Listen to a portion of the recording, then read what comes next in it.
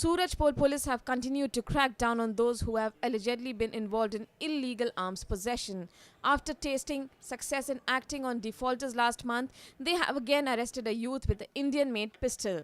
When approached on the matter, the Surajpur police station in charge Ramesh Sharma said that they had been informed by the informer and they acted immediately. They set up a trap and managed to catch the accused. The police recovered an Indian loaded pistol and cartridges. Police are now trying to find out what was the actual game plan of the accused and whether he is a part of a larger nexus that is active in the area. Pertinently, Udaipur has been active in terms of the illegal arms racket. The police have meanwhile confirmed that the accused had 7 different cases to his name, including murder, loot, violence, threats and others.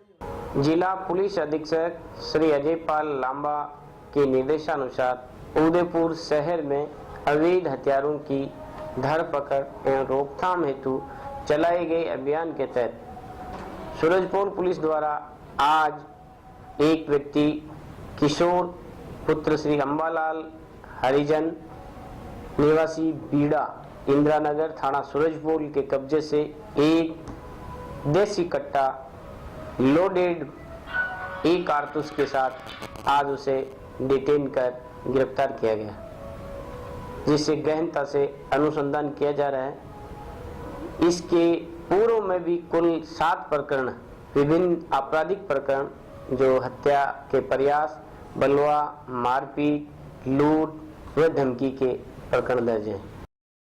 Powered by NNIS.